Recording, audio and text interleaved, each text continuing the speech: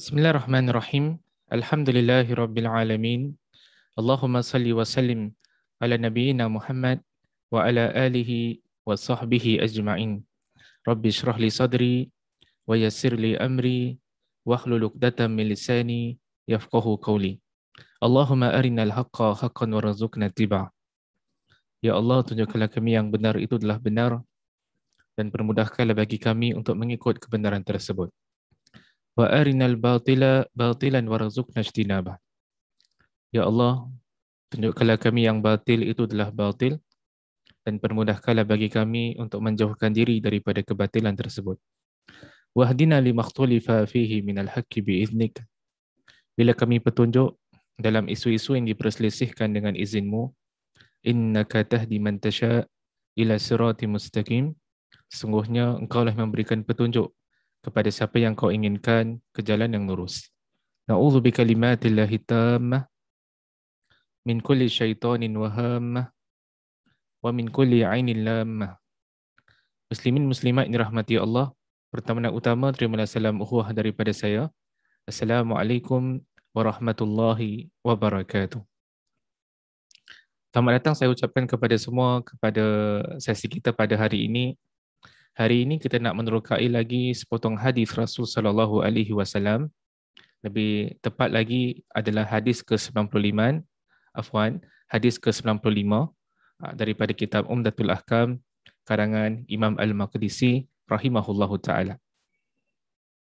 Seperti biasa kita akan bacakan terlebih dahulu teks hadis dalam bahasa Arab. Kemudian kita lihat kepada terjemahannya. Kemudian kita akan melihat apakah pengajaran-pengajaran penting yang boleh dikeluarkan daripada hadis ini. Hadis ke-95 berbunyi an Abi Qatadah Al-Ansari radhiyallahu anhu. Qala kana Rasulullah sallallahu alaihi wasallam yaqra'u fi raka'atain ulayain min salati dhuhr bi Fatihatil Kitab wa suratain. Yutawwilu fil ula wa yuqassiru fi thaniyah. Wa yusmi'u al-ayah ahyanan. Wa kana yaqra'u fil asr bi Fatihatil Kitab wa suratain. Yutawwilu fil ula wa yuqassiru fi thaniyah. Wa fi raka'atain al-ukhrayain bi ummil kitab. Wa kana yutawwilu fi raka'atil ula min salati subh wa yuqassiru fi thaniyah. Apa pengertian hadis ini? Apa terjemahannya?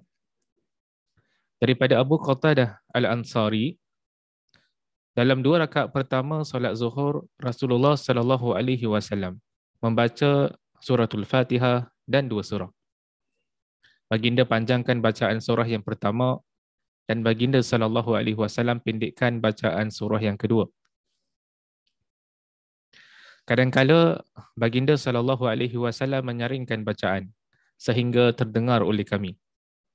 Dalam solat asar, beliau juga membaca suratul Fatihah dan 2 surah.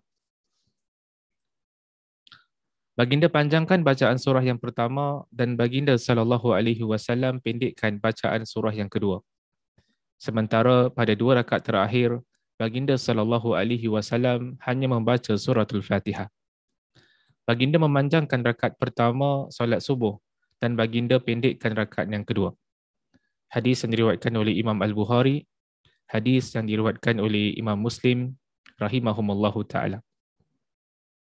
Jadi hadis ni adalah berkaitan ada kaitan dengan tata cara solat sebagaimana yang pernah dilaksanakan oleh baginda sallallahu alaihi wasallam. Jadi apakah pengajaran-pengajaran penting yang boleh dikeluarkan daripada hadis yang baru kita bacakan sebentar tadi? Ada beberapa pengajaran penting yang boleh dikeluarkan daripada hadis ini. Pertama sekali, kata para ulama kita, disunnahkan membaca surah selepas Al-Fatihah pada 2 rakaat pertama daripada solat zuhur dan asar. Hadis tadi antara yang disentuh adalah tentang bacaan Nabi sallallahu alaihi wasallam dalam solat zuhur, dalam solat asar. Sebagaimana kita maklum, yang kita ni ketika mana kita melaksanakan solat, ada beberapa bacaan yang kita baca ketika mana kita berdiri dalam solat. Dan sebahagian bacaan ni adalah hukumnya sunat dan sebahagian bacaannya pula adalah hukumnya wajib. Sebagai contoh, kita ni bila berdiri khususnya pada rakaat yang pertama, sebelum kita membaca suratul Fatihah, kita disunahkan untuk membaca doa iftitah. Kan ada pelbagai riwayat tentang lafaz doa iftitah ni, kita pernah kongsi dengan antum. Kan? Banyak sangat lafaz yang diajarkan oleh Rasul sallallahu alaihi wasallam. Jadi salah satu yang disunahkan untuk baca sebelum baca Fatihah adalah doa iftitah. Hukumnya sunat, tak sampai kepada peringkat wajib. Kemudian dalam ketika mana kita berdiri juga, di sana ada bacaan yang wajib untuk kita baca dalam salat, iaitu suratul Fatihah. Membaca suratul Fatihah, hukumnya adalah wajib bagi seorang imam, bagi seorang yang solat bersendirian. Dan berlaku perbincangan di kalangan ulama sama ada makmum ni wajib tak baca surah Fatihah. Pernah kita bincangkan sebelum ini. Selepas baca surah Fatihah, kita disunahkan untuk membaca amin. Kita lepas ayat terakhir daripada surah Al-Fatihah, kita membaca amin. Kemudian antara yang disunahkan untuk kita melakukannya juga adalah membaca surah yang lain selepas daripada suratul Fatihah. Dan mengikut pengajaran yang pertama ni, disunahkan membaca surah selepas Fatihah pada 2 rakaat pertama daripada solat Zuhur dan Asar. Jadi Zuhur ada 4 rakaat. Rakaat pertama dengan rakaat kedua, selepas baca suratul Fatihah, disunatkan bagi kita untuk membaca lagi satu surah. Tak kisahlah kita nak baca surah yang mana. Kita nak baca surah Al-Masad ke, nak baca surah An-Nasr, nak baca surah Al-Kafirun, ataupun surah-surah yang lain, maka di situ ada keluasan. Rakaat pertama Zuhur, selepas baca Fatihah, kita disunahkan baca satu lagi surah selepas itu. Rakaat kedua, solat Zuhur, selepas baca Fatihah, disunatkan bagi kita untuk membaca satu lagi surah selepas itu. Begitu juga dengan solat Asar. Solat Asar, rakaat pertama, selepas baca Fatihah, disunatkan bagi kita untuk membaca surah yang lain. Solat Asar, rakaat yang kedua, selepas membaca suratul Fatihah, disunatkan bagi kita untuk membaca surah yang lain. Begitu juga dengan solat-solat yang lain. Walaupun tak disebutkan dalam hadis ni, solat-solat yang lain begitu juga sama. Solat Maghrib, lepas surah Fatihah, kita baca surah yang lain. Iaitu rakaat pertama dan rakaat kedua. Solat Isyak pun sama. Lepas Fatihah, baca surah yang lain. Rakaat pertama dan rakaat kedua. Begitu juga dengan solat subuh. Jadi solat 5 waktu kita, 2 rakaat yang pertama tu selepas baca Fatihah, disunatkan bagi kita untuk membaca surah yang lain. Pengajaran yang kedua daripada hadis ini, memadai dengan membaca Al-Fatihah sahaja pada 2 rakaat terakhir daripada solat Zuhur dan Asar. Kalau 2 rakaat yang pertama kita disunatkan, selepas suratul Fatihah kita baca surah yang lain. Adapun bagi 2 rakaat terakhir, solat Zuhur ada 4 rakaat, rakaat ketiga dengan rakaat keempat, kita hanya memadai berpada dengan baca suratul Fatihah. Sama juga dengan solat Asar. Ada 4 rakaat, rakaat ketiga dan keempat, kita cuma baca surah Fatihah. Begitu juga dengan solat Maghrib. Solat Maghrib ada 3 rakaat, pada rakaat ketiga, kita hanya baca surah Fatihah. Solat Isyak ada 4 rakaat, rakaat ketiga dan keempat hanya membaca suratul Fatihah. Hanya solat subuh sahaja. Solat subuh cuma 2 rakaat saja. Jadi pada 2 rakaat kita akan baca Fatihah dan juga surah selepas Fatihah.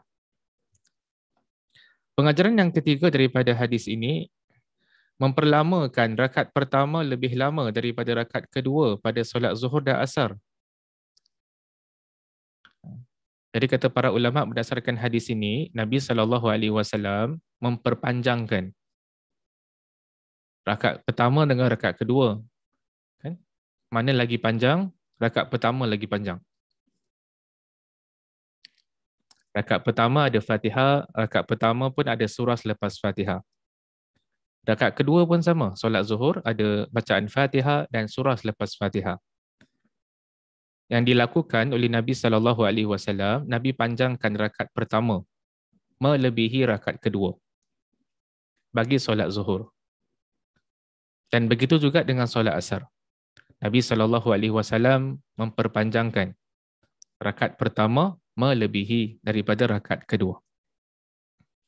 Pengajaran yang keempat daripada hadis ini, disunahkan membaca dengan suara yang rendah bagi solat zuhur dan asar. Dalam solat 5 waktu kita, di sana ada solat-solat yang kita baca pelan. Dan di sana juga ada solat-solat yang kita baca kuat. Jadi, dalam solat zuhur, solat asar, keseluruhan solat tersebut kita baca pelan. Dipanggil sebagai solat sirriyah. 4 rakaat zuhur, keempat-empat rakaat kita baca pelan. Kita tak kuatkan. Keempat-empat solat asar, rakaat kita baca dengan suara yang pelan. Begitu juga dengan solat maghrib, rakaat terakhir yang ketiga, kita baca dengan suara yang pelan. Solat isyak, 4 rakaat, 2 rakaat terakhir, rakaat ketiga dan keempat, kita baca dengan pelan. Adapun yang baki, kita baca dengan kuat. Solat subuh, kedua-dua rakaat kita baca dengan bacaan yang kuat. Solat maghrib, 2 rakaat pertama kita baca dengan bacaan yang kuat. Solat isyak, 2 rakaat yang pertama kita baca dengan bacaan yang kuat.